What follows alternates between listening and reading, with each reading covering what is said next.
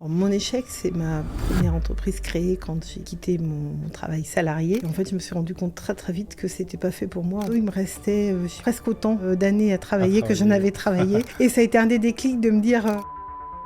Alors, je pense qu'en vieillissant, pour moi, le syndrome de l'imposteur, il a diminué. Souvent dans les startups, il y a un risque important, c'est quand il y a des fondateurs qui arrivent qui sont complètement amoureux de leur projet, mais ils ont aussi beaucoup de mal, à pivoter et deux, à accepter les critiques. La première startup avec qui on a fait le test, on a identifié un risque énorme. On les a alertés, mais c'était trop tard, ils devaient aller chercher des financements, ils n'ont pas pu obtenir les financements à cause de ce risque. On a eu par exemple un client qui était persuadé qu'il avait un portefeuille de brevets qui valait plus de d'euros. Malheureusement, il n'avait rien. Il avait un simple accord périmé avec un laboratoire, mais ça n'avait aucune valeur. Est-ce que pendant ce moment-là, tu as eu des moments de doute? Alors,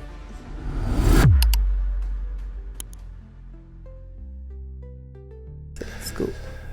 Bonjour Laurence. Bonjour Albert. Merci d'avoir accepté l'invitation, d'être parmi nous. Je suis ravi de t'avoir aujourd'hui. On va pouvoir un petit peu parler un petit peu des sujets, ce que tu avais fait pendant ton parcours. Qui est riche, hein. Donc quand j'ai regardé un petit peu en préparant, vous avez quand même pas mal de vécu, on va dire, et surtout dans ton expérience, je pense que vous avez pas mal d'anecdotes à nous raconter. En tout cas, je suis ravi et on va pouvoir commencer. Est-ce que tu te sens prête? Le plaisir est partagé. Je suis prête. Ça marche. Alors, dans le podcast de Confidence d'un fondateur, en fait, c'est un peu différent des autres. On essaye un petit peu de démarrer par un premier échec ou le dernier échec que tu as vécu, de savoir un petit peu comment tu l'as géré, comment tu en es sorti, la leçon que tu avais prise avec cet échec-là. Est-ce que tu peux en dire un petit peu plus?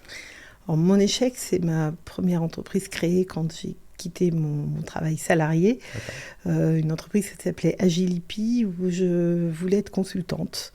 Et en fait, je me suis rendu compte très très vite que c'était pas fait pour moi. Alors, d'une part, j'aimais pas travailler toute seule, j'avais besoin d'être en équipe. D'autre part, j'avais besoin de mettre les mains dans le cambouis, c'est-à-dire que j'avais passé plus de 25 ans avant à travailler dans l'analyse des données, à gérer des équipes dans ce domaine-là, et se retrouver consultante toute seule, à aller rencontrer des gens, discuter, faire des rapports. C'est pas évident. Ça me plaisait moyennement, vendre mon temps, là, j'ai pas aimé ça. Donc ça a été très vite en fait, hein, en 4 mois. Je me suis dit ça va pas, faut vite que je trouve une solution, et c'est là que j'ai postulé à Euratech avec un projet beaucoup plus tech qui me ressemblait davantage que la posture de consultant. C'est pas mal, on va en parler un peu plus en détail. Avec plaisir. Est-ce que maintenant tu peux nous dire qui est Laurence Joly, Alors, experte en valorisation de les actifs immatériels des entreprises? Donc, je suis la cofondatrice de Diag & Grow, une entreprise dont la spécialité est effectivement l'évaluation financière des actifs immatériels. Les actifs immatériels, c'est les brevets, les marques, les logiciels, le savoir-faire, du droit d'auteur, etc., etc. Je suis arrivée là-dedans un petit peu par hasard. D'une manière générale, toute ma vie professionnelle est un petit peu par hasard. J'ai l'impression d'avoir tiré des fils, et de temps en temps, il y a des belles surprises sur le fil. Mais c'est à peu près... J'ai pas eu de plan de carrière très bien dessiné. J'ai suivi des opportunités. J'ai rebondi d'opportunité en opportunité. Ce qui m'a amenée là, c'est que j'ai été fonctionnaire. J'ai travaillé dans différents établissements publics, et notamment 18 ans au l'INPI, où j'ai dirigé une organisation qui s'appelait l'Observatoire de la propriété intellectuelle. Et j'ai choisi de démissionner parce que je travaillais sur le monde de l'innovation, je décryptais l'innovation dans un cadre qui était peu innovant. Et donc j'avais envie d'être davantage alignée, et quand j'ai démissionné, c'était pour travailler autrement, pour avoir un environnement qui me corresponde davantage et dans lequel je puisse prendre davantage de décisions. Il y avait ça aussi, être aligné et pouvoir prendre des décisions. D'accord, c'est très bien. C'était ma motivation. Ok. Non, c'est bien de dire que le parcours un petit peu que tu as fait en fait pendant ces années-là t'a amené quand même à faire cette réflexion-là. Parce que les gens qui sont habitués à ce confort-là, on a tendance à dire, j'ai fait un petit peu la moitié de ma carrière, Ou à la radio tiers, pourquoi je vais changer maintenant, quoi. C'est dur de sauter ce pas-là, en fait. Tu ne crois pas si bien dire, parce qu'un des déclics, ça a été, je pense, à 45 ans, on reçoit un décompte de cotisation pour la retraite, sur les points retraite. Et grosso modo, il me restait, je sais plus, presque autant d'années à travailler que j'en avais travaillé. Et ça a été un des déclics de me dire, bon ok, j'ai fait la première partie de ma vie professionnelle, comment j'envisage la deuxième partie? Ok. Et là, moi j'ai entendu dire que vous avez quand même eu une idée après qui est née autour d'un café. Oui. Je voulais savoir un petit peu cette anecdote parce que c'est quand même quelque chose qui n'arrive pas souvent. Tout à fait. Alors quand j'ai postulé à Euratechnologies, j'avais un projet de Legal Tech qui s'appelait Collabium. Je voulais accélérer les collaborations grands groupes start-up, notamment autour de la signature d'accords de confidentialité, mieux tracer les échanges pour accélérer les collaborations. Et donc je suis rentrée à Euratech, j'ai postulé en janvier 2019. Et dans la même promo que moi, il y avait Pierre Galerno qui lui avait un projet de traçabilité des fruits et légumes. Donc nos projets ne se ressemblaient pas du tout. Et puis dans tout le cheminement d'Euratech, on a fait pas mal de choses ensemble, notamment du co-développement. Et donc on a appris à se connaître. Et notamment avec Pierre, on arrivait tous les deux le matin, les premiers à l'incubateur vers 8h, 8h10. Alors Pierre, parce qu'il fait beaucoup de sport et qu'il est à la salle de sport dès le lever du jour. Moi, parce que j'étais un peu contrainte et forcée, je déposais ma fille au lycée. Donc j'étais calée sur les horaires du lycée, 8h moins 10, voilà. Mais de ces échanges autour de café tous les matins pendant presque un an, on confrontait notre vision de l'écosystème d'innovation, de ce qu'on voyait, puisqu'on menait tous les deux des missions de consulting tout en développant nos projets, lui sur la partie stratégie technique, moi sur la partie stratégie de propriété intellectuelle. Et on voyait un décalage entre la manière dont les entreprises étaient perçues et ce qu'elles construisaient vraiment, celles qui étaient pérennes, celles qui ne l'étaient pas. Notamment, on voyait des cas où on avait eu un déclic comme ça d'une entreprise qui avait levé pas mal de financements, quasiment tous les financements publics possibles, elle les avait obtenus, uniquement avec un très très beau PowerPoint, sans aucune certitude de pouvoir réaliser ce qui était écrit sur le PowerPoint. Et ça nous avait quand même profondément choqués. Ça, c'est vrai, ça c'était vrai dans les années... en 2019, jusqu'à 2023, juste avant le Covid, tout à fait avant et puis là c'est beaucoup moins vrai maintenant. Et un jour, j'ai eu un appel d'une entreprise bordelaise qui vendait ses logiciels à un grand groupe. Donc jusque-là, ils étaient comme une ESN, c'est-à-dire qu'ils vendaient du temps du jour homme. Donc ils passaient 50 jours à développer une application. Ils vendaient l'application 50 fois le tarif journalier des développeurs. Et en fait, leurs clients changeaient complètement de façon de faire et de se transformer en marketplace. Et donc, ils avaient besoin de pouvoir évaluer financièrement, comprendre la valeur de ce qu'ils développaient. Et donc, c'est comme ça qu'ils m'ont appelé. Alors, comme tout bon consultant, j'ai dit oui. Et après, j'ai raccroché le téléphone en me disant « Mais comment je vais faire ça ?» Et puis là, j'ai, comme dans les dessins animés, une petite ampoule qui s'est allumée au-dessus de la tête. Et je me suis dit, avec mes compétences et celles de Pierre, on devrait pouvoir faire quelque chose qui tient la route. Et c'est comme ça qu'on a commencé à travailler ensemble. Et qu'après ce premier essai, on s'est dit que ce qu'on avait fait là pouvait sans doute répondre à une partie des critiques qu'on faisait sur l'écosystème d'innovation et son financement, son fonctionnement, pardon. Et c'est comme ça qu'on est parti sur l'idée de changer la manière dont les entreprises se finançaient en aidant tous les acteurs du financement à prendre en compte la valeur et la pérennité des actifs immatériels. Et du coup, c'est là où il y a l'intérêt d'être associé avec quelqu'un parce que généralement, pour se motiver, on en a toujours l'un pour l'autre pour dire il faut y aller. Quand l'autre il est moins motivé, en fait, ça donne en fait un coup de pouce en fait. Alors avec Pierre, je pense qu'on n'a jamais eu de problème de motivation. C'est pas dans notre nature ni à l'un ni à l'autre. Quand on a quelque chose, on y va.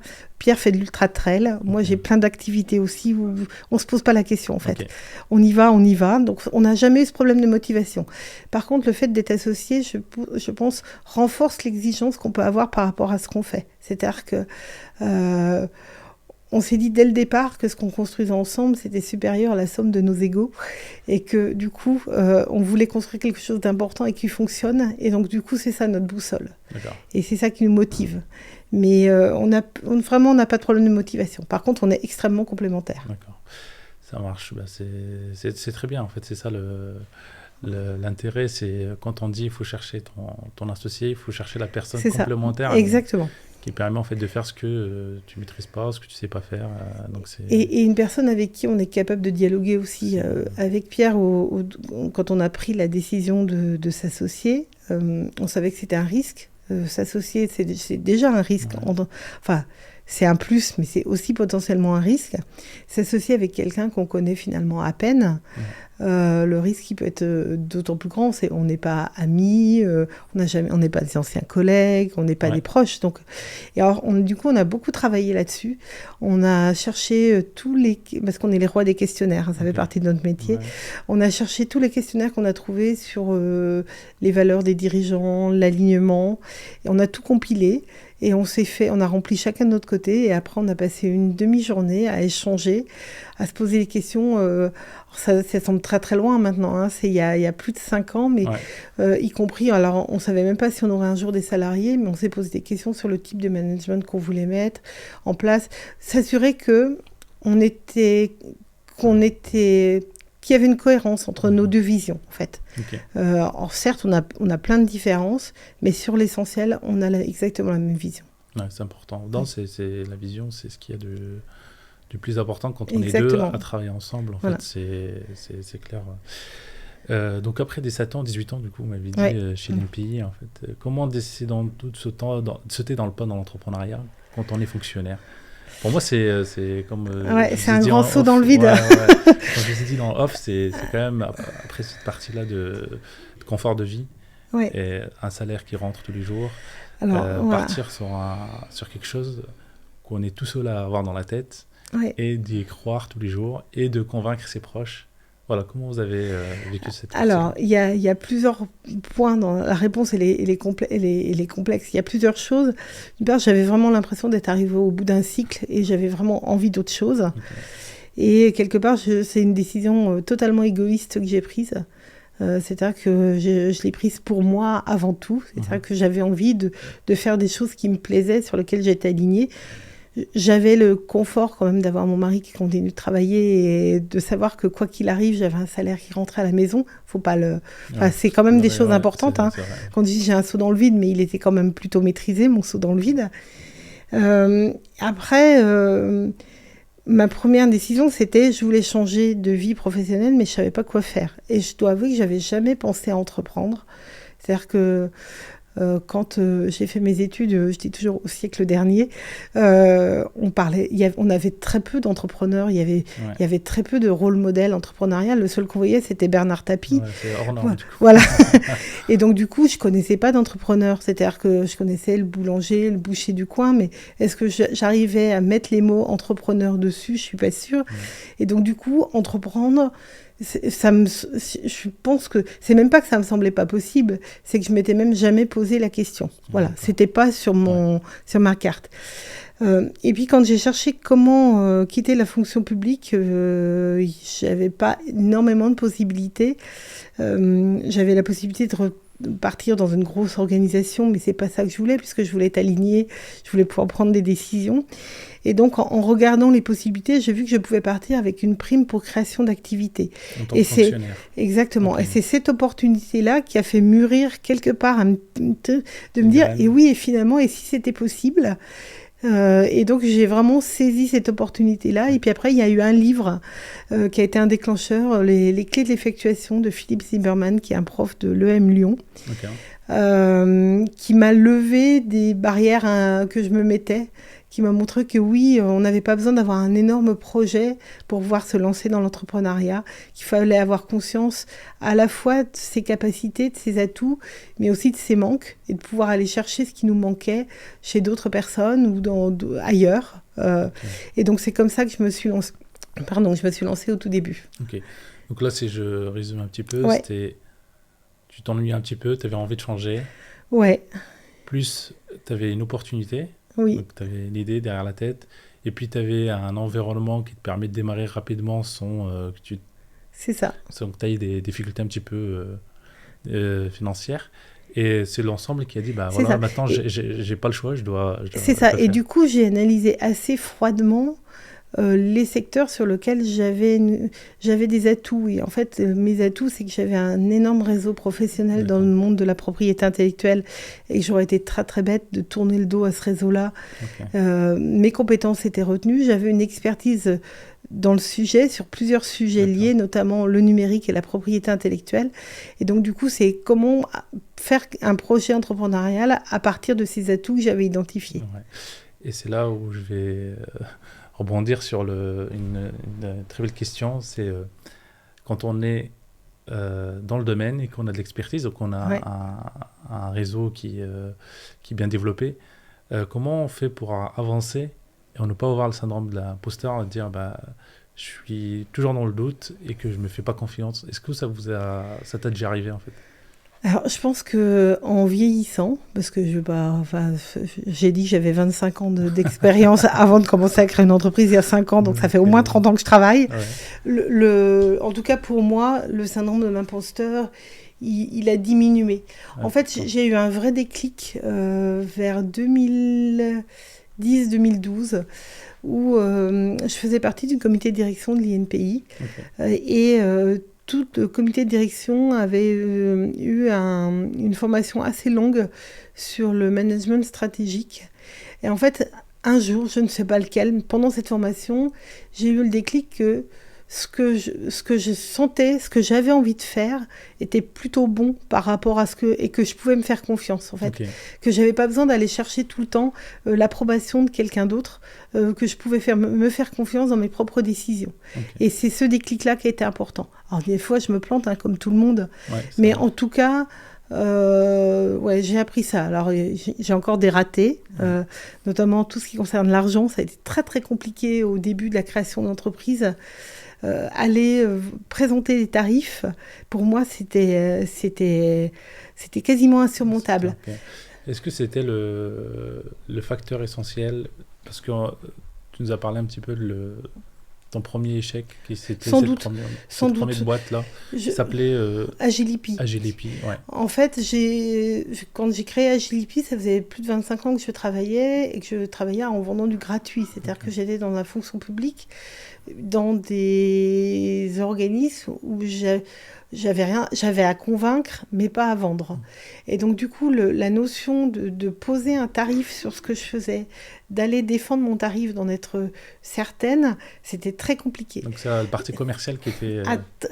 Alors, vendre, ça allait. C'est vraiment, quand on arrive au niveau du prix, j'avais toujours, en fait, et c'est vraiment le syndrome de l'imposteur, c'est-à-dire que j'avais tendance à dire que le prix était toujours trop élevé par rapport à ce que je proposais. Et donc, du coup, si je proposais un prix élevé et que ça plaisait pas aux clients, ça allait être la catastrophe. Donc, j'ai mis vraiment du temps à me défaire de ça et j'ai dû beaucoup travailler sur moi, sur ce sujet-là. Ouais. De toute façon, c'est ce qu'on constate toujours chez les start-upers quand ils commencent, et c'est de dire bah, quel prix je vais mettre, est-ce que ce prix-là, aller le vendre aussi, parce qu'on a tendance à donner des choses gratuites pour commencer, période d'essai, des comptes freemium avec des fonctionnalités un petit peu réduites, réduire les tarifs.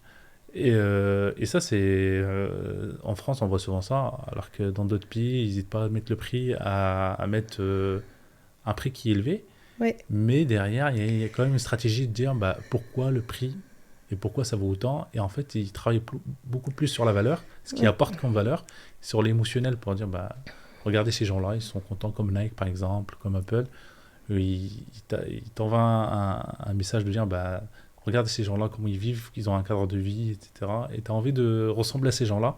Et émotionnellement, tu as envie de mettre le prix qu'ils ont mis eux pour Tout à ressembler fait. En fait, ça se joue là-dessus. Ouais. Ouais. On s'est fait accompagner là-dessus chez Diageo pour fixer des prix parce qu'en fait, on a assez rapidement pris conscience que ce qu'on vendait, c'était de la confiance et de l'expertise. Okay. Et quand tu vends de la confiance et de l'expertise, avoir un prix bas, ça dessert complètement ce que tu vends. Ouais. Et donc, du coup, pour la petite anecdote, le premier rapport d'évaluation qu'on a fait, on l'a vendu 500 € et le deuxième 5000. La même chose, à un mois d'écart. Ça fait pas 18. C'est ça. Euh, pardon. Et on testait vraiment. Et après, on a vraiment testé. On a travaillé avec une société spécialisée dans la politique tarifaire parce qu'on avait besoin d'aide là-dessus pour bien comprendre quels étaient les leviers chez nos clients, ce qu'ils attendaient et comment on pouvait se positionner. On a tâtonné un petit peu, mais pas tant que ça. Et là, ça fait plus de 2 ans maintenant qu'on a une grille tarifaire parce qu'on fonctionne sur des forfaits qui est bien établie. On sait qu'on est à peu près au bon prix parce qu'on a de temps en temps des petites remarques sur les tarifs, mais pas tant que ça. On a quelquefois des gens qui disent que c'est trop cher pour eux, mais c'est ce qui est normal en fait, ce qui est normal, mais c'est pas un frein, voilà. Ok, ça marche. Et donc, Agilip, c'était ta première expérience entrepreneuriale. Donc, tu avais quand même des signaux comme quoi ça avance pas. Et comment c'est arrivé au moment où tu t'es dit, là maintenant, il faut que je pivote, il faut que je fasse autre chose.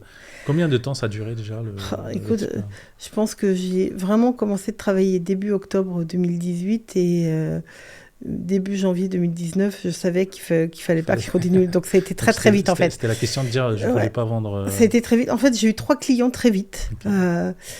Un premier client... adorable, mais qui ne suivait aucune des recommandations que je faisais. Et donc, je passais mon temps à faire le pompier pour rectifier les erreurs qu'il faisait, alors que j'avais expliqué avant comment faire. Donc, c'est assez fatigant. Un deuxième qui était, comment dire, assez insupportable. Ouais, je vois. Voilà. sans dire plus. Et qui me prenait de haut. Je pense que le fait que je sois une femme jouait. C'est-à-dire qu'il me prenait systématiquement de haut. Et un troisième client avec qui je suis toujours en relation et avec qui ça se passait très bien. Mais du coup, le ratio sur le nombre de clients avec qui ça allait bien, le nombre de clients total, dès le premier mois, je me suis dit que ça allait être quand même compliqué. Okay. Et que voilà. Et c'était surtout, mais déjà cet aspect vente qui était encore pire, parce que quand tu es consultant, il faut que tu passes une partie de ton temps à travailler, à faire le travail et l'autre partie de ton temps, tu cherches des clients. Et en l'occurrence, je cherchais des clients toute seule. Et donc, c'était la vente, mais encore pire que tout, puisque c'est se vendre soi-même. Ouais. Alors déjà, que j'avais du mal à fixer un tarif sur une prestation déjà bien définie, mais alors sur mon temps, c'était encore pire. Donc, ça faisait partie. Et puis, il y avait cet aspect, effectivement... main dans le cambouis, données, outils, j'ai ressenti très vite un manque et je me suis dit il faut que je travaille en équipe et autrement ça va pas le faire. Ça va pas le faire, ouais. Donc vous avez fait le constat rapidement en fait. Oui, et puis j'ai eu la chance pendant cette période-là qui était courte, pendant l'automne-hiver 2018, de pouvoir aller une journée par semaine dans une start-up parisienne, une legal tech parisienne. Pour voir comment ça fonctionnait, pour leur donner des petits coups de main. Et donc, je me suis dit que c'est cet environnement-là dont j'avais envie. En fait, c'est comme ça que je me suis tournée vers Euratech. Ouais, ok, ça marche. Et vous avez vu un petit peu l'ambiance C'est ça. Non, c'est très bien. Et en fait, cette période-là, vous avez eu des réflexions de pivoter. Oui. Est-ce que c'était dur pour toi de dire, là, je vais quand même plaquer mon projet auquel je croyais? Vous avez dit, là, je vais sauter le pas, tant pis. Comment vous l'aviez senti Alors, comme je l'ai dit tout à l'heure, j'avais analysé assez froidement ce que je pouvais faire. Donc, j'ai jamais eu d'attachement émotionnel à ce projet-là. Okay. Souvent, dans les startups, il y a un risque important, c'est quand il y a des fondateurs qui arrivent, qui sont complètement amoureux de leur projet. Alors, c'est génial, parce que c'est une super motivation. Mais ils ont aussi beaucoup de mal, 1, à pivoter et 2, à accepter les critiques. Moi, c'était pas ça du tout. C'est-à-dire que c'était comment je me trouve une occupation dans laquelle je m'éclate, mais ça reste quand même du travail et c'est pas ma vie, en fait. Enfin, j'y passe énormément de temps. Ouais. Et donc, du coup, j'ai toujours eu ce recul et ce détachement par rapport à ça. Donc, j'ai pas eu de soucis particuliers pour pivoter et aller essayer autre chose. En plus, autre chose correspondait encore plus à mon aspiration de pouvoir travailler autrement. Mais d'une manière générale, encore aujourd'hui, et Pierre est pareil, je pense qu'une de nos grosses forces, c'est de pouvoir prendre des décisions très rapidement à deux. C'est-à-dire que quand on voit que quelque chose ne va pas, On est capable de changer très très vite et alors, pivoter si c'est quelque chose d'important, mais autrement de prendre des décisions très rapidement. Ok, non, c'est pas mal. Et j'ai regardé un petit peu votre projet à deux, quand même, pour le mettre en place, vous avez quand même fait de l'R&D. Oui. Vous avez mis beaucoup du temps à concevoir un petit peu le produit. Oui. Comment vous avez vécu cette partie-là? Parce que si je reprends un petit peu une de tes citations que je vois souvent, c'est dire l'entrepreneuriat, c'est un marathon, c'est pas un sprint, donc il faut savoir avoir cette résilience-là. Tout à fait. Comment ton côté, tu as vécu ça et comment tu as mis cette résilience-là en place en fait? Alors, en fait, quand on a... Donc, tout à l'heure, j'ai raconté qu'avec Pierre, on a fait un premier essai sur un client. Donc, ça, c'était fin 2019. D'accord. Ça nous a donné l'idée de ce qu'allait devenir Diag & Gros. On a commencé par tester sur des startups de Ratech, voir si ce qu'on avait fait une fois apportait vraiment de la valeur à d'autres et si c'était pas juste un coup de peau. Okay. Donc on a commencé par tester. Alors au départ c'était un side project. Okay. On travaillait ensemble le vendredi, on continuait nos projets respectifs les autres jours de la semaine. Okay. Donc c'est du conseil à côté en fait. Alors non, on avait... Non, donc Pierre était sur sa traçabilité de fruits et légumes et moi j'étais sur Collabium, mon projet de plateforme sur les accords de confidentialité. Okay, donc on travaillait dessus 4 jours par semaine et puis un jour par semaine on était ensemble sur ce qui allait devenir Diag & Gros. Okay.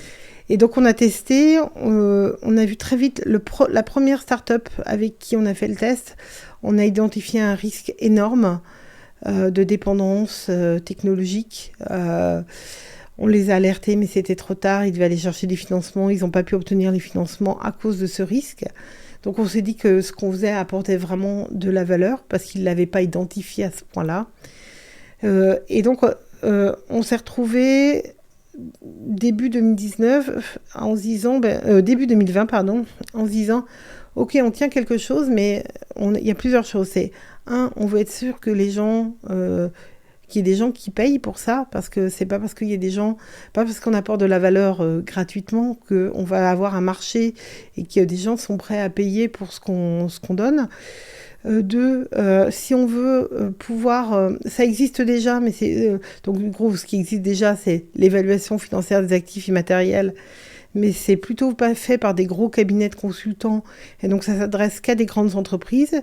Si on veut pouvoir rendre ça accessible à tout type d'entreprise, il faut sans doute qu'on puisse faire une automatisation, parce que c'est l'automatisation qui va nous permettre d'aller plus vite, et donc du coup, qui dit aller plus vite, va permettre d'avoir un tarif qui sera moins élevé que 30 jours de consultant dans une entreprise. Une start-up ou une PME ne va pas se payer 30 jours de consultant pour déterminer la valeur de ses brevets ou de ses marques. Donc il y avait ça. Donc c'était vraiment ça. Et puis après, est-ce que techniquement, on est capable de faire l'automatisation? Donc on avait ces 3 questions-là. Est-ce qu'on a un marché? Est-ce qu'on peut automatiser? Est-ce qu'on est capable de le faire? Et donc, c'est comme ça qu'on est parti et qu'on a fait des tests. Alors, le test, on l'a fait de manière un peu étrange, j'ai eu l'occasion de publier une tribune dans Madines, qui à l'époque était une revue dédiée aux startups qui était très, très lue. Okay. Donc, j'ai publié une tribune qui était intitulée « On ne trouvera pas les licornes de demain avec des concours de likes », parce qu'il reflétait ce qu'on avait vu dans l'écosystème vers 2018, 2019, 2020, où il y avait un peu de tout. Tout le monde cherchait à gagner un concours parce que ça les mettait en valeur. Exactement. Ça fait un peu de bruit. Et derrière, on ne sait pas si on était vraiment sur le buzz. On était vraiment sur le buzz. Et donc, du coup, à partir de ce titre-là, on expliquait effectivement qu'il fallait porter beaucoup plus d'attention aux actifs immatériels parce que c'était la clé de la pérennité des entreprises. Donc, on défendait ça. On a eu énormément de retours, notamment des retours d'acteurs du financement. Donc, ça nous a permis de tester qu'il y avait un marché, qu'il y avait un intérêt. Et donc, ensuite, on est parti sur la partie automatisation. Donc, au départ, à 2, avec Pierre, on a construit un système expert, c'est-à-dire qu'on a modélisé l'analyse qu'on peut faire en tant qu'expert d'un sujet. Avec quand on a telle information, qu'on la croise avec telle autre, suivant les résultats des informations croisées, on en déduit ça exactement. Okay. Donc on a fait ça pendant quelques mois. Et après, une fois qu'on avait tout mis ça dans un énorme tableau Excel avec plus de 40 onglets, Pierre s'est enfermé dans sa cave parce qu'il faisait très chaud et a fait Comme aujourd'hui d'ailleurs. Voilà, tout à fait, et a développé la première version de notre outil. Et donc on s'est retrouvés à la fin de l'été 2020, donc en plein milieu des confinements, hein, avec un premier outil opérationnel. Et c'est là qu'on a pris la décision de lâcher complètement nos projets précédents pour s'associer et travailler à la création de l'entreprise, de rechercher les premiers financements, et on a créé l'entreprise début janvier 2021. D'accord. Donc pour toi, le secret de la résilience, c'est d'avoir une idée claire, un marché, et de pouvoir le tester. Le tester très vite. On est en confiance. Ouais. Et du coup, ça nous permet d'aller en fait concrétiser cette idée-là. Alors après, c'est pas magique, hein. On s'est trompé. Le premier outil, au départ, on a pivoté sur l'offre. Alors, on n'a pas pivoté sur l'outil, c'est-à-dire que le socle technique, le socle technologique, il est toujours le même. La vision, elle est toujours la même. On a beaucoup pivoté, c'est sur la partie commerciale. Parce qu'on a cherché plusieurs fois. On est sur un marché d'évangélisation. C'est-à-dire que nous, on est persuadés que ça va être de plus en plus important. On a plein de signaux qui nous indiquent que ça va être de plus en plus important. Mais c'est pas si facile que ça d'aller trouver les premiers clients quand on est sur un marché d'évangélisation. C'est vrai. Donc on a cherché plusieurs cibles. Il y a des fois, pendant plusieurs mois, on s'est dit ok, on donne priorité à telle cible, avec des résultats qui n'étaient pas très très concluants. On a changé, on a beaucoup tâtonné sur l'offre commerciale, notamment parce qu'au départ, tout le monde nous disait, si vous voulez chercher du financement, il faut que vous fassiez du SaaS et il faut que vous ayez de l'abonnement. Et donc en fait, on avait une vraie problématique, c'est qu'on a un produit qui par nature n'est pas récurrent, puisqu'en fait, un chef d'entreprise va devoir évaluer la valeur de son portefeuille de brevets ou de sa marque lors de certains événements dans la vie de son entreprise. Une fusion-acquisition, une vente de l'entreprise, la mise en place d'un contrat, des événements qui sont pas récurrents. Et donc du coup, c'est très compliqué de vouloir absolument faire rentrer des événements non récurrents dans un business model avec un forfait, un abonnement, une récurrence. Donc on a beaucoup perdu de temps là-dessus pour essayer absolument de faire rentrer... on était les bons élèves, hein, on nous disait vous en sortirez pas si c'est pas du SaaS avec de l'abonnement. Mais en fait, c'est pas vrai. Quand on a de par nature un produit qui ne correspond pas à du SaaS avec de l'abonnement, je crois qu'il faut chercher d'autres moyens. Il faut chercher d'autres moyens de financement peut-être, mais faut pas s'obstiner. Ouais. Sans rentrer dans le détail techniquement, comment ça a été conçu ? C'est des questionnaires Alors oui, on a une première partie, notre clé d'entrée, c'est un questionnaire. On croise les résultats du questionnaire avec des données open data ou de bases de données qu'on achète. Donc en fait, le questionnaire, c'est déclaratif. Ensuite, on confronte à la fois avec des données issues des bases de données externes, mais de documents aussi. On fait du picking de documents dans l'entreprise. Donc tout ça est croisé pour nous donner une première version de rapport automatisé. Dans ce rapport automatisé, on a un certain nombre d'incohérences, de choses et donc là on creuse, donc là l'expert humain prend le relais pour creuser. Alors des fois c'est une question qui a été mal comprise, une erreur de données, mais en tout cas on essaye de comprendre pourquoi il y a des résultats incohérents. Des fois c'est incohérent parce que le dirigeant a pris des décisions qui sont incohérentes. Mais on creuse ça et après effectivement on remet nous un rapport d'experts qui est aujourd'hui automatisé à plus de 90%. C'est génial du coup. Et donc en partant de ce besoin-là, est-ce que vous avez une anecdote à nous raconter sur un cas client, par exemple, sans dire non, où vous avez vraiment mis en place en fait une valorisation du coup des actifs immatériels. Si tu as l'occasion déjà d'en dire ce que c'est que par exemple un actif immatériel, pour ceux qui ne le sachent pas. Alors, un actif immatériel, c'est un actif, donc quelque chose que possède l'entreprise, qui n'est ni financier, donc c'est pas de l'argent en banque, ni matériel, c'est-à-dire que c'est pas un ordinateur, une usine, une voiture, un bâtiment. Donc ça va être un peu tout le reste, et notamment dans les entreprises qui sont de plus en plus numériques, le reste c'est énormément de choses. Oui. Si on regarde une entreprise comme Airbnb par exemple, c'est quasiment que de l'immatériel. Ils n'ont pas de parc d'hôtels, ils n'ont pas de parc de logement, ils ont une application, ils ont une marque qui est très forte, ils ont des process, ils ont des modèles de contrats, des bases de clients, et donc tout ça c'est de l'immatériel. Oui. Et c'est là-dessus qu'on vient mettre une valeur. Okay. Donc, quand on fait une analyse d'actifs immatériels, il y a toujours 2 blocs. Notre premier bloc, c'est une analyse de la qualité intrinsèque de l'actif. Alors, ça va bien sûr dépendre du type d'actif. Si on est sur du logiciel, on va assez loin, on va même analyser le code. Si on est sur une marque, on analyse à la fois la partie juridique, est-ce que la marque est bien protégée, mais également toute l'analyse de la notoriété, la présence sur le web, sur les réseaux sociaux, enfin, dans la presse, est-ce qu'il y a des avis positifs, tout ça est embarqué. Et donc, on a un premier score, une note de qualité sur 10. Et après, dans un deuxième temps, on applique des méthodes financières d'analyse d'actifs immatériels qui ne sont pas nouvelles. Hein. On a repris 20 ans de publications scientifiques sur le sujet qu'on a modélisé dans nos outils.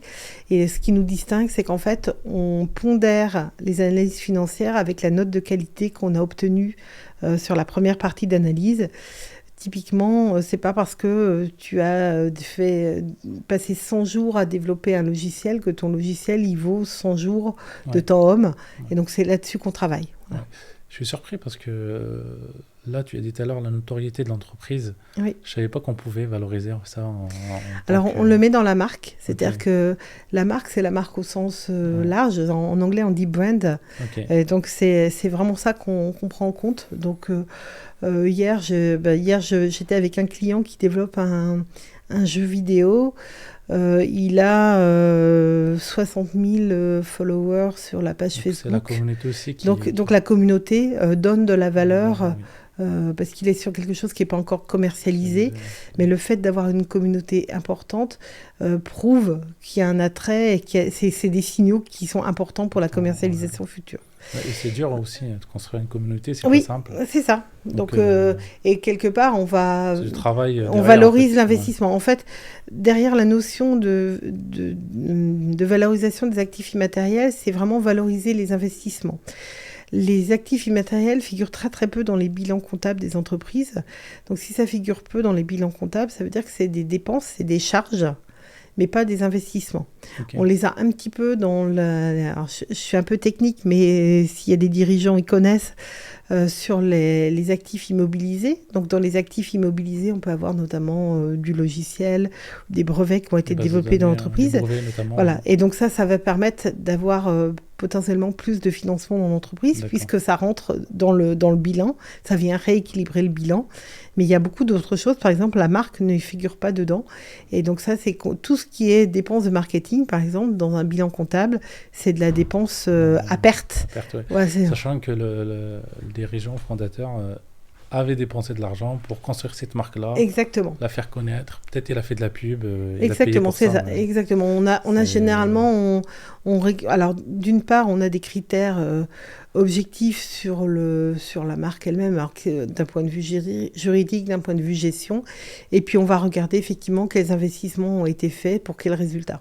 Ok. Non, c'est très bien. Voilà. Et donc, pour répondre à ta question sur les anecdotes, il y a des fois, on découvre, dans un sens comme dans l'autre, on a eu par exemple un client qui était persuadé qu'il avait un portefeuille de brevets qui valait plus de 11 millions d'euros. Malheureusement, il n'avait rien. Il avait un simple accord périmé avec un laboratoire. Mais ça n'avait aucune valeur. Est-ce que valeur technique ou les valeur juridique ? Les deux, c'est-à-dire que tout ce qui était construit ne lui appartenait pas. Donc, et il n'était pas conscient. On n'était pas conscient du tout. Donc, dans ces cas-là, il faut être extrêmement pédagogue, très factuel, très pédagogue. Mais là, quand j'ai pris le téléphone ce jour-là pour lui annoncer que non, son entreprise ne valait pas 11 millions, que son portefeuille de brevets, on était plutôt de l'ordre de 500 000 euros que des 11 millions. Voilà, je ne savais pas comment ça allait être accueilli. D'autant plus son projet, c'était de vendre l'entreprise pour partir en retraite. Ouais. On n'a pas le même projet de retraite si c'est 11 millions ou 500 000. Oui, voilà. Et puis, à l'inverse, on a parfois des pépites qui sont trouvées. J'ai le souvenir d'une entreprise dans le domaine de la biologie qui avait constitué une base de données historique de plus de 20 ans, très très intéressante d'un point de vue scientifique, qui sous-estimait complètement la valeur de sa base de données, qui était plus fait pour eux que pour les autres. Et en fait, en décryptant le fonctionnement, on s'est rendu compte que c'est parce qu'ils avaient cette base de données-là qu'ils arrivaient à travailler avec plein d'universités dans le monde. Et c'est parce qu'ils avaient des contrats de collaboration avec plein d'universités dans le monde qu'ils avaient des contrats avec les pays dans lesquels ces universités étaient implantées. Et donc, la base de données, qui était au départ un simple tableau Excel, avait une importance stratégique énorme pour l'entreprise et donc une valeur et scientifique et commerciale très importante. Ok. Ce qui est intéressant, c'est qu'à la fois, on peut avoir des gens qui ne sont pas conscients de la valeur et qu'on les conseille pour dire ça vaut plus. Et d'un autre côté, ceux qui croient qu'ils ont de la valeur, mais en réalité, du coup, on essaie de les mettre comme un agent immobilier, en fait, quand il fait ça. Et c'est exactement la même chose. C'est exactement la même chose. C'est comme du diagnostic immobilier, mais sauf sur des domaines qui sont un petit peu plus compliqués, peut-être, quoique des fois, l'immobilier, c'est compliqué aussi. Donc, vos clients, c'est des gens qui veulent faire des levées de fonds, des ventes, des partenariats. Oui. Alors, je te disais tout à l'heure, on a beaucoup tâtonné sur le modèle économique. Okay. Donc, nos clients aujourd'hui, c'est plutôt des cabinets d'experts comptables, cabinets d'avocats, cabinets de conseil en propriété industrielle, cabinets de commissaires aux comptes, cabinets de fusion-acquisition, qui nous font intervenir pour évaluer les actifs de leurs clients. Voilà. Mais leurs clients, c'est toutes sortes d'entreprises, de la start-up au groupe coté, et dans tous les domaines. Franchement, on a eu des influenceurs, on a eu des agences d'influenceurs, des chaudières à vapeur. Voilà, on a de tout. Voilà. Et dans des contextes complètement divers et variés, puisqu'en fait, ça commence avec les apports. Le créateur d'entreprise, il a déjà développé un certain nombre d'actifs avant la création de l'entreprise, peut convertir ce travail qui a été fait en capital social. Ça veut dire qu'on peut augmenter le capital social de l'entreprise. Et donc là, on intervient en partenariat avec des commissaires aux apports sur ces évaluations-là. Et puis après, on a toutes les étapes de la vie de l'entreprise. Alors, des contrats, des litiges, des cessions, soit d'actifs, soit d'entreprises, des réorganisations. Quand il y a une filiale qui détient une marque, des brevets ou des logiciels, et que soit la filiale est réorganisée, soit qu'il y a un transfert, il faut pouvoir justifier, documenter la valeur de tout ça. Et puis, qu'est-ce qu'on oublie souvent quand on fait de la valorisation des actifs immatériels ? Qu'est-ce que les gens ne font pas bien ? Il y a un petit peu de tout. C'est vraiment ça dépend de... Ça dépend de l'actif. Si on est sur la marque, ça va être par exemple souvent les produits sont... La marque n'est pas protégée dans tous les pays où il y a un marché. Et donc ça veut dire que potentiellement, quelqu'un d'autre pourrait déposer la marque. Je ne sais pas moi, si tu vends en Europe, aux États-Unis, que tu as protégé ta marque uniquement en Europe, tu n'es pas à l'abri que quelqu'un dépose la marque à ta place aux États-Unis et t'empêche de vendre ton produit aux États-Unis. Donc c'est quand même pas des décisions... Enfin, c'est pas des risques anodins. Sur du logiciel, on est souvent sur la maintenabilité du logiciel. Les premiers développeurs, surtout dans les startups, les premiers développeurs sont partis, personne ne comprend le code qui est écrit. Pour pouvoir continuer, il n'y a pas de documentation, donc ça c'est vraiment les choses assez récurrentes. Sur les brevets, on regarde beaucoup si les inventeurs sont encore dans l'entreprise ou pas, parce qu'on sait que tout le savoir-faire qu'il y a derrière un brevet n'est pas écrit dans le brevet. C'est la nature même du brevet, parce que comme il faut qu'il soit rendu public derrière, il y a un petit jeu de en dire assez, mais pas trop. On dit pas tout. Voilà. Et donc, si les inventeurs sont plus dans l'entreprise et que le savoir-faire n'a pas été documenté, le brevet, il vaut pas forcément... il a pas forcément grande valeur. Donc, ça va vraiment dépendre de l'actif. Ok, très bien, c'est clair. Et donc, pour accompagner toutes sortes d'entreprises, du coup, vous avez mis en place l'outil qui vous permet en fait de croiser ces données-là. Oui. Maintenant, en 2025, on en parlait tout à l'heure en off, vous m'avez dit que vous avez un besoin et vous avez cherché comment répondre à ce besoin-là techniquement. Et c'est là où venu en fait, vous avez pensé à l'intelligence artificielle en fait, pour en fait vous aider à faire sortir ces rapports-là. Est-ce que vous C'est pouvez... ça.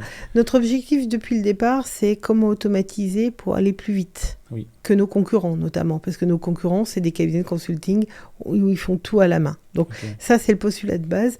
Et donc, de manière assez évidente, on s'est dit que l'intelligence artificielle allait nous aider à automatiser. Alors, il y a plusieurs types d'intelligence artificielle, il y a plusieurs types d'outils. On a commencé par de l'intelligence artificielle, j'allais dire, des années d'il y a 20 ans, ce qu'on appelle les systèmes experts. C'est ce qu'on a construit. Même avant le machine learning, donc un système expert, hein, on a modélisé, on a reproduit sous forme de modèles et d'algorithmes ce qu'on est capable de faire en tant que consultant. Ensuite, effectivement, il y a du machine learning pour affiner un certain nombre de choses et d'indicateurs et de correction de données. Et puis, depuis quelques mois maintenant, on travaille beaucoup sur les LLM pour avancer sur la rédaction des rapports et avoir des rapports toujours plus pertinents, tout en ayant en tête qu'on utilise des données extrêmement confidentielles sur les entreprises. Quand on travaille pour une entreprise, on a tous les éléments permettant de reconstituer sa stratégie. On a ses comptes, on a tout. Donc, il n'est pas question que les données fuitent. Donc, en fait, c'est comment on internalise et on développe nos propres outils pour être sûr qu'on garde le contrôle des données et donc les questions de souveraineté des données sont extrêmement importantes. Et puis, on avance comme ça on a une feuille de route technologique. On a une équipe maintenant en interne, une équipe R&D qui développe notre feuille de route, notamment autour de l'IA. Donc, je sais que vous avez été accompagné par un doctorant par rapport à ça pour mettre en place toute cette... un jeune docteur, Geoffrey Prévost, qui est notre responsable R&D et qui a une petite équipe autour de lui et qui... Alors, il y a des fois, on fait des tests, il y a des fois les tests sont concluants, il y a des fois c'est pas concluant. Par exemple, on a essayé d'adapter des travaux américains permettant de déterminer si un brevet allait être délivré ou pas. Parce qu'en fait, un brevet est délivré en moyenne au bout de 8 ans. Les 8 années avant la délivrance, on a besoin de savoir si la probabilité... Voilà. Et donc, on a essayé d'adapter ces travaux américains, enfin, ces travaux faits sur des bases de données américaines par des chercheurs chinois, sans grand succès. C'est-à-dire qu'on soupçonne que les travaux de base n'étaient pas forcément... Enfin, que les papiers ne reflètent pas la réalité des travaux, voilà. Donc, mais ça reste quand même des sujets sur lesquels on continue de travailler, mais qui sont plus complexes que ce qu'on pensait. Voilà. Et donc, on a comme ça des feuilles de R&D. On travaille sur l'analyse des articles de presse pour pouvoir, par exemple, déterminer très rapidement si les avis sont plutôt positifs. Enfin, si les articles et les avis consommateurs sont plutôt positifs, neutres ou négatifs. Voilà, on a plein comme ça de briques. En fait, on raisonne vraiment sous forme de briques. Et tout ce qu'on développe maintenant, c'est pour aller encore plus loin dans notre analyse. C'est-à-dire que là, on a des modèles qui tournent, mais en fait, sur notre feuille de route, on va aller plus loin et plus loin sur les marques, plus loin sur les logiciels, plus loin sur les brevets. Donc, vous avez quand même une vision à long terme à base d'intelligence artificielle. Donc c'est tout à fait. C'est intéressant. Et là, pour mettre ça en place, donc... vous avez passé sur cette partie de recrutement pour justement accélérer, pour avoir plus de clients. Donc l'accélération, pour vous, Diagam Grow, en fait, ça consiste plus à automatiser au maximum, c'est ça ? Si j'ai cru comprendre, c'est de réduire de 45 à 15 jours en fait, le temps de traitement. Alors effectivement, au tout départ, les premiers tests qu'on a fait avec Pierre manuellement, on avait un tableau Excel, on était à 40 jours hommes pour faire une analyse. Aujourd'hui, on est plutôt, alors sous toute réserve, parce qu'il y a des cas qui sont quand même beaucoup plus complexes que d'autres, mais on est en moyenne à une journée et demie par dossier. D'autres vont beaucoup plus vite. Après, donc on a aujourd'hui nos enjeux, c'est sur l'automatisation, aller encore plus loin dans les analyses. On a plein de projets comme ça pour avoir des indicateurs encore plus fiables, encore plus complets. Puisque c'est aussi ce qui nous distingue des consultants, c'est-à-dire que Nous, on produit plein d'indicateurs très objectifs et donc c'est comment on sort au maximum des indicateurs les plus objectifs possibles.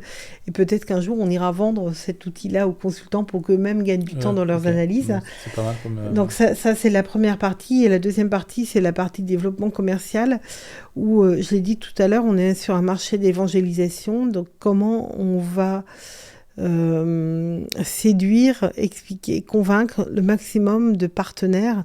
On les appelle des partenaires, c'est plutôt des clients, mais c'est des partenaires prescripteurs. Okay. La plupart du temps, ils font travailler en sous-traitance. Il y a des fois, ils nous font de la mise en relation avec leurs clients. Les deux modèles fonctionnent pour nous. Mais c'est comment on arrive à les convaincre et comment on arrive à convaincre le plus de monde possible. Et donc, c'est comment se faire connaître, comment faire reconnaître notre expertise sur une brique qui est très complémentaire de l'action et du quotidien de la plupart de nos clients. Donc pour toi, en fait, la tech, c'est quand même important pour accélérer là-dessus? Alors, c'est important au service de la vision de l'entreprise. Okay. C'est pas important en tant que soi. C'est-à-dire qu'on n'a pas développé une tech et ensuite cherché à la vendre. On a cherché à rendre un service et ensuite on a cherché comment s'appuyer, utiliser la tech au mieux pour être plus performant avec ce service. C'est quand on voit un petit peu tous les bouquins autour de la startup, c'est ça en fait. Exactement. Product market fit et après on fait un premier jet, on essaie de tester. Et du coup, on a eu la chance de pouvoir tester. Au départ, on n'avait rien. On avait un tableau Excel, on avait des questions dans un tableau Excel en fait. Et ça, c'était extrêmement important parce que ça nous a permis de tester au fur et à mesure et d'adapter l'outil au fur et à mesure de la progression. Non, c'est très bien. Du coup, moi, ce que je retiens, c'est que là, vous accélérez pas comme ce qu'on dit standard, c'est-à-dire accélérer égale à recruter des gens, recruter des commerciaux, mais plutôt accélérer en automatisant au maximum. Exactement. Rendre ça accessible aussi à un prix accessible. Et du coup, automatiser, ça veut dire que c'est aussi automatisé sur toutes les tâches quotidiennes de l'entreprise. C'est-à-dire que comment... alors, c'est un plaisir d'avoir des salariés, hein, mais c'est comment on a le bon niveau. Et notamment, on sait que demain, avec l'intelligence artificielle, il va y avoir pas mal de postes bousculés.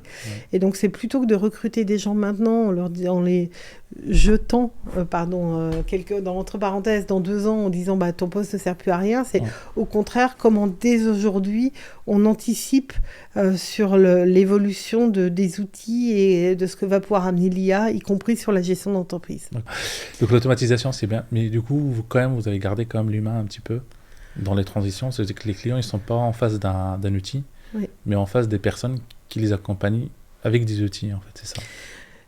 Par rapport au plan initial de recrutement, quand on a imaginé l'entreprise il y a 5-6 ans maintenant, on imaginait avoir plein d'analystes.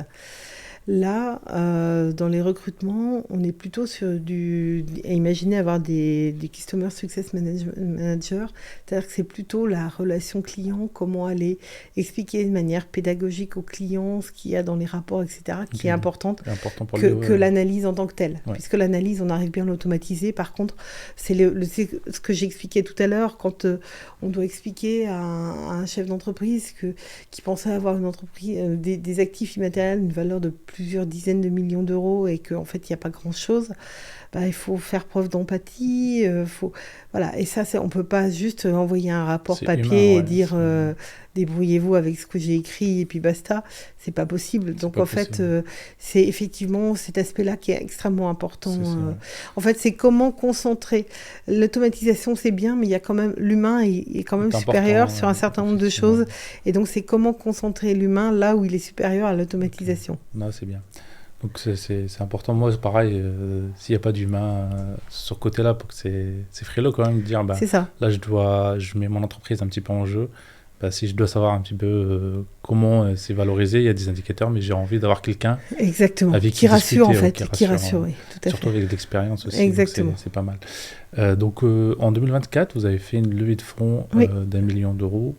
Est-ce que tu peux en dire un petit peu plus? Alors, on a une histoire un petit peu atypique sur cette levée de fonds, puisqu'en fait, c'est un de nos premiers partenaires, une banque d'affaires parisienne, qui un jour, avec qui on était restés en relation, on a travaillé sur plusieurs dossiers avec eux, et qui un jour nous indique qu'ils étaient en train de créer un fonds, un FCPR, sur l'évolution des métiers du chiffre autour de l'expertise comptable et que dans donc la thèse d'investissement, hein, c'est d'aider les cabinets d'expertise comptable à se regrouper puisque il y a des enjeux importants, notamment d'âge, chez les patrons de cabinets.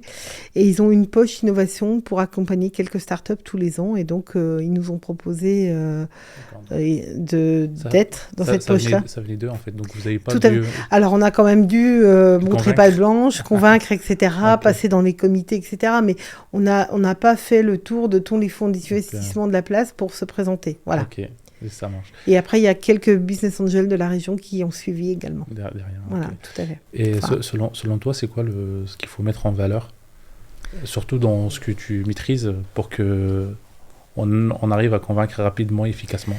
Alors, je sais pas, je pourrais pas te répondre à ça. Par contre, ce qui était important pour nous, c'est l'alignement stratégique. Okay. C'est-à-dire que c'est un fonds avec lequel on est aligné sur une vision, la transformation des métiers du chiffre, et on a une vision commune. Et nos discussions, alors certes, on portait sur nos chiffres, etc., mais beaucoup sur la vision commune. Et là, ça fait un peu plus d'1 an maintenant qu'ils sont rentrés, donc on a des boards régulièrement. Cet alignement stratégique, il est extrêmement important parce que du coup on a quand le board se réunit, c'est un vrai board stratégique. On n'est pas juste en train de justifier des dépenses et des petits trucs. Je sais qu'il y a certaines startups qui se retrouvent à passer leur temps à justifier leurs dépenses et qui n'ont pas de vraie discussion sur la stratégie, sur la vision avec leurs investisseurs. Nous, c'est plutôt l'inverse en fait. On est vraiment sur des discussions de stratégie, de vision, de positionnement, et ça c'est génial parce qu'ils nous apportent leur expertise aussi finalement d'un écosystème qui est aussi le nôtre. Ok. Toi, personnellement, du coup, tu es dans un écosystème qui est quand même masculin, donc on parle de la tech, on parle de la finance, parce que ou de la legal tech. Oui. Comment tu le ressens, en fait, en étant femme dans un secteur qui est masculin? Alors, c'est vrai que mes investisseurs sont tous des hommes, mes clients sont majoritairement des hommes. L'équipe est majoritairement masculine. Alors, on a là actuellement une alternante élève ingénieur. On a une autre dev qui arrive en alternance septembre. Mais alors, c'est très important pour moi en tant que femme de recruter à compétences égales. C'est-à-dire que jamais je recruterai une femme sous le prétexte qu'elle est femme si elle n'a pas le même niveau de compétences que les autres. Donc je ne demande que ça, d'avoir des CV féminins aussi compétents que celui des hommes. Ça c'est pas fait, c'est pas grave. On est essentiellement masculin. Au quotidien, ça me perturbe pas plus que ça. J'ai toujours été habituée à travailler avec beaucoup d'hommes puisque j'ai toujours travaillé dans le domaine de la donnée, donc ça me perturbe pas plus que ça. Est-ce qu'il y a des différences? Sans doute, oui. Les femmes sont quand même un petit peu plus sensibles. Donc il y a des choses qu'on ne dit pas de la même manière. Moi, en ce qui me concerne, j'avais effectivement un petit syndrome de l'imposteur, mais très localisé sur les histoires de tarifs. Et donc, j'ai dû me battre contre moi-même avec Timothée, notre premier commercial. En fait, je n'annonçais jamais de tarifs sans qu'il ait validé. Parce que, voilà, et on remontait systématiquement mes premiers...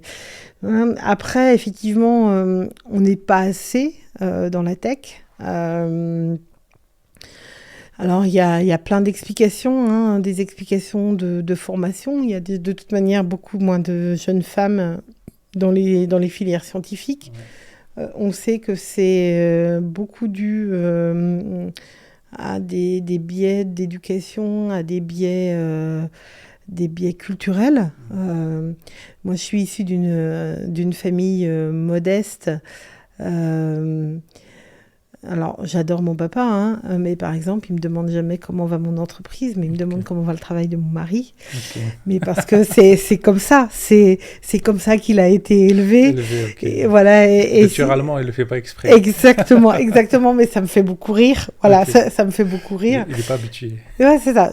Et à la limite, il est très gêné, en fait. Je pense qu'il a peur aussi. Je pense qu'il y a quand j'ai démissionné de la fonction publique pour créer une entreprise, ça lui a fait peur. Voilà. Donc, je pense qu'il y a aussi ça. Peut-être que s'il me pose pas la question, je lui dirais pas que ça va pas et que c'est la catastrophe.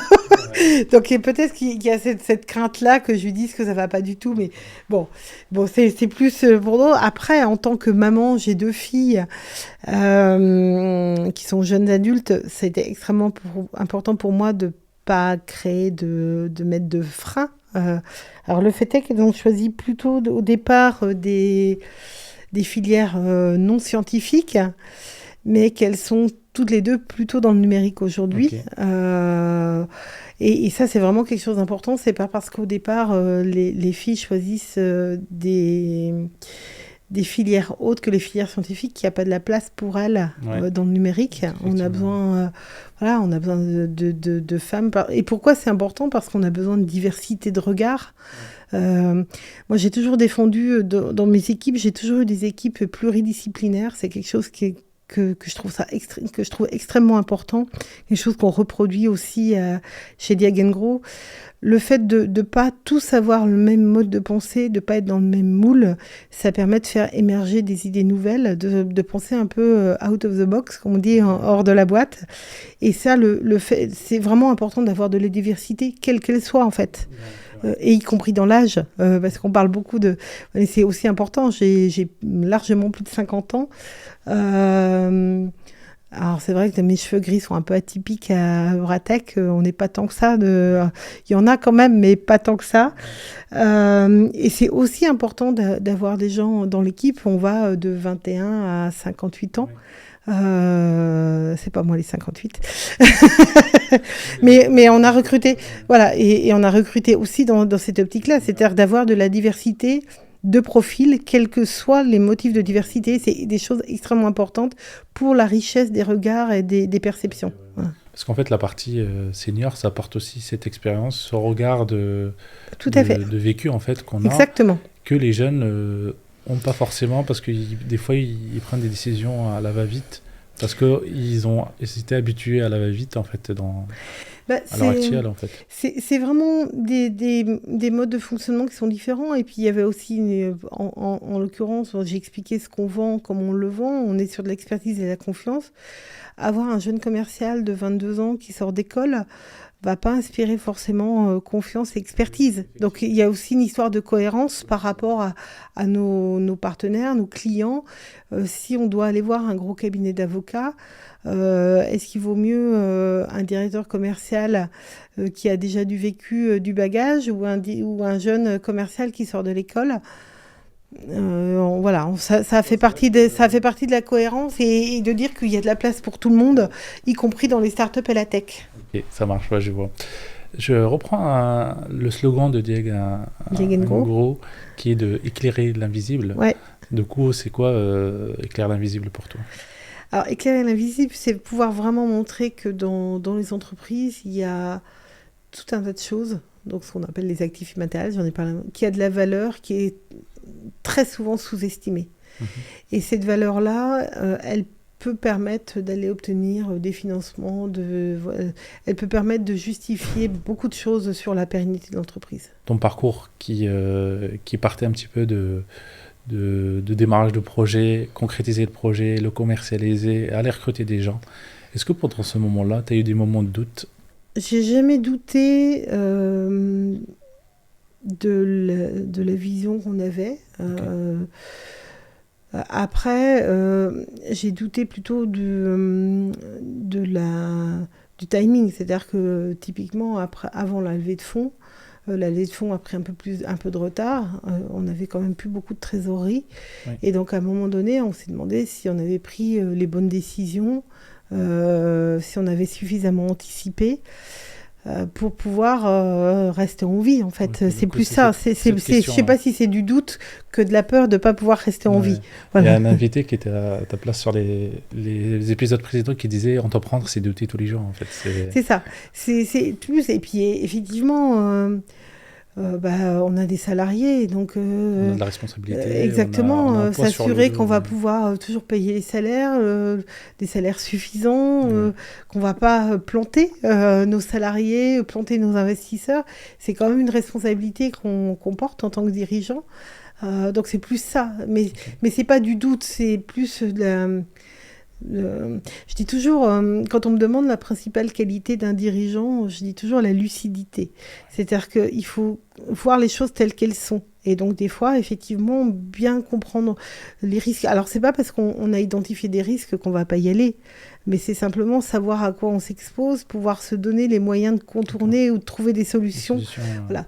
Et notamment, alors, c'est vrai qu'on a peut-être un biais avec Pierre, on suit beaucoup les chiffres. On regarde beaucoup de choses, mais c'est extrêmement important de savoir où on en est en fait, combien de mois de trésor d'avance on a, et c'est pas toujours le cas. C'est comme ça que vous surpassez un petit peu ces moments de doute, c'est en regardant un petit peu de concret en fait, ce qu'on a. Essayer d'anticiper, en fait, essayer d'anticiper au maximum les risques et de trouver les solutions. C'est toujours plus facile de trouver des solutions quand on a 6 mois pour la trouver que quand il reste 15 jours en fait. Ok. Et dans ces moments-là de difficulté, c'est quoi la citation que tu te répètes tous les jours qui va te motiver, par exemple? Est-ce que tu en as une? Je crois pas, non. Tu te dis... Non, je me dis qu'il faut que ça passe et qu'on trouve les solutions pour que ça passe. Donc, en fait, je me pose pas plus de questions que ça. C'est plus trouver comment que de remettre en cause les choses, en fait. Ok. Moi, je me dis souvent, il faut que ça passe ou ça passe. En fait, il n'y a pas ça casse. Oui, c'est ça. Mais c'est à peu près ça. C'est à peu près ça. C'est comment on fait en sorte que ça passe. Ok, ça marche. Je vais essayer de te poser des questions du tac au tac. On va voir un petit peu, on va sortir un petit peu l'entrepreneuse du coup. Ça se dit ça? Alors, ça se dit, mais moi je préfère entrepreneur. Parce que finalement, on s'en fout que je sois une femme ou pas. Ouais, c'est un entrepreneur. On est un entrepreneur. Ouais. Est-ce que tu as un livre préféré que tu conseilles à tout mais j'en ai parlé tout à l'heure. C'est le livre qui m'a servi de déclic. Alors, il y a d'autres versions maintenant, mais ça s'appelle... je ne sais plus comment ça s'appelle maintenant, mais on va dire Les clés de l'effectuation de Philippe Zimmermann. Ok, ça marche. Donc, je ne le connaissais pas, mais je l'ai... je le recommande. Je vais regarder. Je sais pas, j'en ai acheté beaucoup parce qu'en fait, j'ai prête et ils ne reviennent jamais. Donc, ça doit être un bon livre. Sûrement. Une application indispensable que tu utilises tous les jours? À part calendrier. Oui, j'allais dire calendrier. Calendrier, Waze.